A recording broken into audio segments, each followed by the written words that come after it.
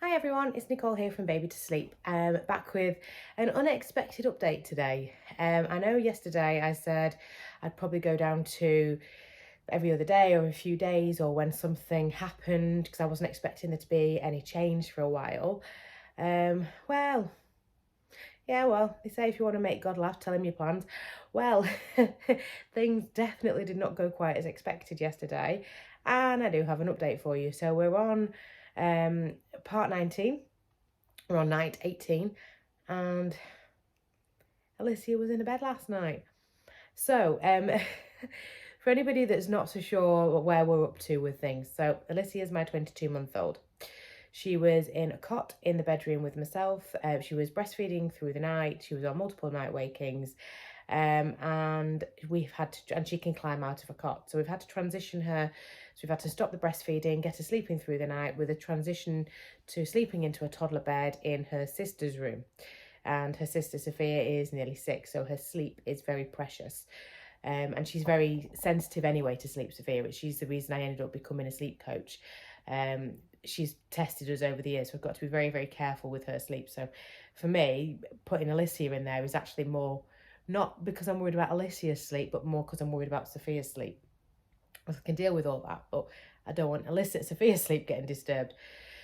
So that's where we were kind of up to. So we've got the breastfeeding stopped. The sleeping is so much better. It's just a little bit of waking, if that at all, really, now. So we were at the process of just getting it to become more consistent, and then we were going to look to move her into a bed. Alyssia had other ideas though. So last night I thought, right, we were in a bit of a rush. My husband was starting to work. He works upstairs and he's on he teaches the piano and things, so he's on with his clients and stuff at night. And last Monday night we had a big palaver with Alyssia. So if you've watched any of the videos previously, we had a 2-hour scream fest from Alyssia last Monday night. So I thought the last thing he needs is any of his pupils hearing that again. So I was like, right, let's get the baths done, because Alyssia doesn't like a bath at the moment unless it's with Sofia, or a bum hurts. For some reason, a bum hurts a lot at the moment. And it looks fine, but hey, I don't know, I have to see. So I thought, right, get the baths done, get them dressed, and we'll go downstairs, and then we'll sort of get them ready, and then I'll bring Alyssia up when it's her time, then Sofia. Did it quite go to plan like that? No.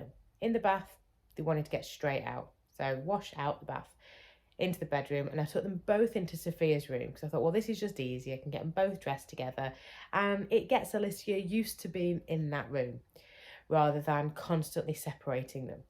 And they were having a play in there, and it was really, really nice. I was like, brilliant. Okay, come on, let's go downstairs. And it was time to go upstairs, and I said, right, Sofia, sweetheart, you wait in your room. I'll just get Alyssia down, then I'll come to you. Alyssia had different plans. Alyssia was very much not for wanting to go in the cot last night. She had decided she wanted to sleep in the bed. Now, she's 22 months and surprisingly strong-willed. It's very strong-willed, and her speech is very good and her understanding is very good. And to be fair, I think what a lot of us forget or don't realise is how good our children's understanding is. We still see our little ones as babies, when actually this is the point where they're changing. This is the point where they are starting to really not grow up, but things are changing in their brain and their development is huge. So this is the point where we've actually got to start kind of going, they're not babies anymore. This is actually a transitional point where, as parents, we've got to really get involved here, figure out what it is that they actually are capable of understanding, and put some really good foundations in place here to help, for the future with their behaviours and emotions and all these types of things as well, and be consistent. Because if you just keep saying the same thing, no, you can't, yes, you can, they're not just going to learn that they can't. Sometimes they're just going to go, I can if I try hard enough, which is a bit of a difficult one. On that note, I'll come back to where I'm up to in a minute. On that note, when it comes to behaviours, one of the things that's so, so important is to always follow through with what you're going to do. So, for example, this morning I was getting Alyssia in the car to go to nursery, and we've got the lovely car seat issue going on at the moment where they don't want to sit down in it. Buggers, aren't they? Like, come on, just sit down, just sit down. And I thought, I know, she takes Minnie to nursery because she can't sleep without Minnie, her comforter. I said, if you sit down, I'll get Minnie. So she sat down and I strapped her in. Now, nursery is like a 2-minute drive. And I could have very easily just said, you know what, she can have it when she gets to nursery. She's strapped in, she's safe. She can have Minnie when we get there. It's only around the corner. But I started thinking, no, you can't do that, because I've told her that if she does something, she will get something. And if I don't give the thing that I've said, she will then learn that actually she doesn't get the thing that she wanted anyway, or the thing she was promised. So then they become, they don't do the thing that you've asked them to do. They'll just kind of go, well, what's the point? I'm not going to get it anyway. I don't trust you. So you break that trust. So it's really, really important that if you are going to say something, if you offer something for something, you follow through with that. Okay, otherwise it becomes meaningless. So that's really important. Anyway, so let me go back to where we were. So I was like, right, okay, well, what we'll have to do, I thought, right, we'll take her into the room with Sofia, and Sofia can wait in her bed, and I'll read Alyssia's story in her bed, and we'll just test things out and see how it goes. And she was a pain. She kept lying down. We didn't get the story done. She kept lying down, getting up, lying down, getting up. She thought the whole thing was a game. And I said, right, sweetheart, I said, you either go to sleep or you're going in your cot. And she'd go, no, bed, and lie down. But then she'd start messing around again. And I'm going, she's going to have to go in the cot, but I've got a bit of a problem here because I've got to get Sofia down. Sophia's not been well. She had a double ear infection. She needs a sleep. So I can't do what we did last week where we focus on Alyssia and focus on getting Alyssia down and then go to Sofia. I thought, actually, I'm going to switch this the other way. Whether it's the right way or the wrong way, I don't know. It worked. It's okay. But I thought, I need to actually focus on Sofia here, and the attention needs to come off Alyssia, because if I keep giving all this negative attention, not negative behaviour or messing around, the attention that it's getting, she's just going to continue with it. And I don't want that. I want the positivity to be, I want the attention to be for positive stuff, not for messing around. So I basically said, right, you wait here. I'm going to go read Sofia a story in her bed. So I get into bed with her, and obviously Alyssia then wants to come and join us. So I was like, right, do you know what? I'm going to read Sofia's story with Sofia here. Alyssia can do what she wants. I'm going to make sure Sofia gets her story. I'll deal with Alyssia after. But this is Sofia's time. It was very hard work because Alyssia kept wanting to read the book, get the nightlight. We have a little, the Bing Owl nightlight, which is brilliant. So I just take it into the bed with us, and we use that because we have a tent around Sophia's bed.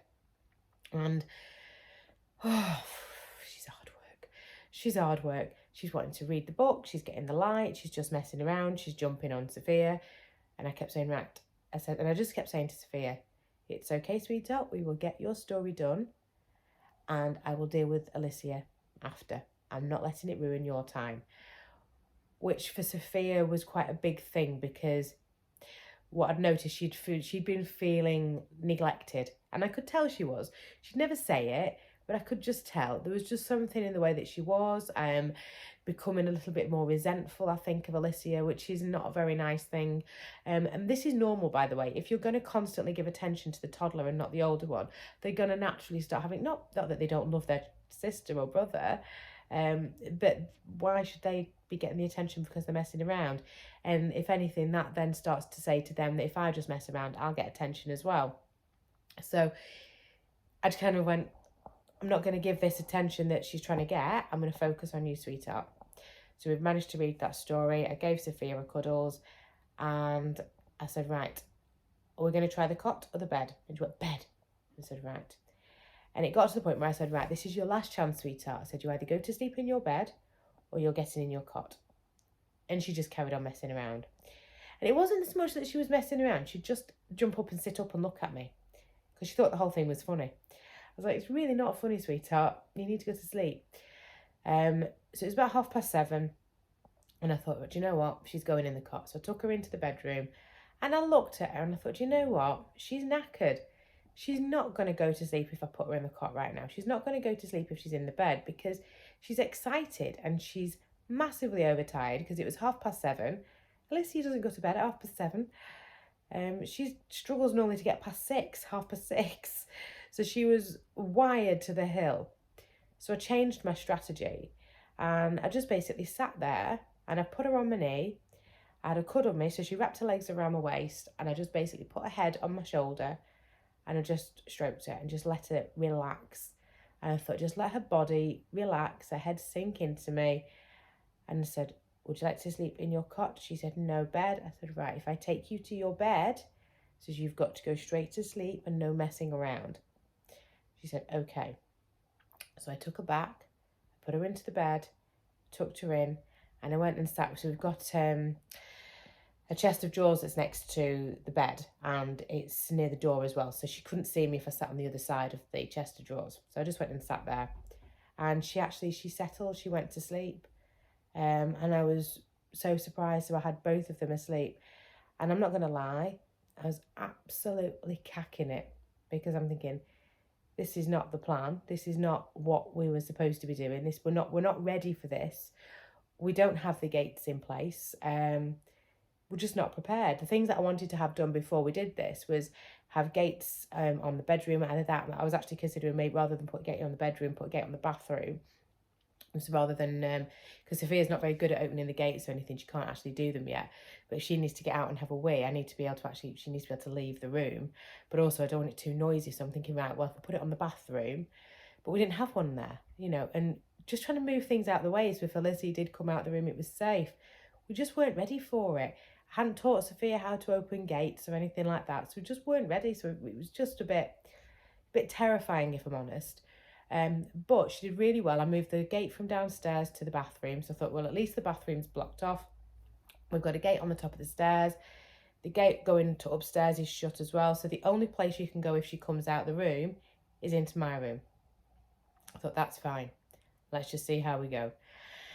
We had a couple of hairy moments where I thought she was going to wake up, but actually all she did was have a move around, have a wriggle, said a few words. She talks in her sleep. Said a few words and went back to sleep. So I was like, right, okay, phew. So I thought, right, let's see how we get on here. So I left her, because I was considering moving her back to the cot when I went to bed. But I thought she's quite settled. She didn't move when I took Sofia for a wee. And it was just shy of 3 o'clock. I heard her on the monitor, and I had a look, and she was just basically sitting there sucking her thumb, and she'd shouted mummy, and I thought, right, I need to actually go to this because I can't have a wake Sofia up. So I went in and I said, did you want to go back to sleep in your cot or your bed? And she said, cot. I went, brilliant. But yes, thank goodness. So I took her back, put her in the cot, and she went straight to sleep. So all was well with the world. She did her normal talking in her sleep thing about 4ish, which was annoying, but hey ho. And then she was up for the day about 5:45. But 5:45, she wanted to go back in her bed. It's like, no, no, we're not doing that. And I've basically said, we'll try you again tonight, because she was getting quite upset. I said, no. I said, right. I said, you've done really, really well. I said, you did most of the night. I said, you can try again tonight. If you wake up in the night, though, sweetheart, you're going to have to come back to the cot. And we'll go from there. So I'm just going to try and build it that way, because I can't affect Sofia's sleep. But then at the same time, I don't want to be having trauma at bedtime and through the night. So we're going to try and do it this way. She's in nursery for 3 days, so we won't have the naps at home. So hopefully maybe by Friday she'll be ready for naps at home, and we'll have all the preparations in place, all the right gates and everything else. And I'll have done the work with Sofia on opening gates and stuff. So fingers crossed. On another note though, something that I have found really, really interesting is, because since we've stopped the feeding to sleep, so whenever I used to go to bed, I used to always disturb Alyssia. If I moved her, if I wanted to move her to put her head on a pillow, put a cover on her, whatever it was, she would always be disturbed. And since we've started this, with her sleeping better, since she's actually off the boob completely, when I actually move her now, she doesn't wake up. She's so much more settled. So again, by having because she's becoming used to sleeping for those longer stretches and she's not being disturbed, she's much more able to actually sleep for them longer stretches, which is great. So her sleep is much naturally less disturbed. So she is sleeping better, which is great. So I'm really chuffed now. So we've actually moved faster than I thought we were going to move. But we're on the path, and actually it's not been too bad. It seems like it's going okay. So I will let you know tomorrow how it's gone tonight. So we might actually be back to dailies. We'll see. But I'll just update you and let you know how we're getting on. But yeah, so it's a big change. Not one that I was expecting, but a big change. But if any of you are struggling with your little one's sleep, you know where you can find me. You can email me at nicole@babytosleep.co.uk, or you can go on the website, babytosleep.co.uk, and have a look and see what available help we have for you. Right, I will see you all tomorrow. See you later. Bye.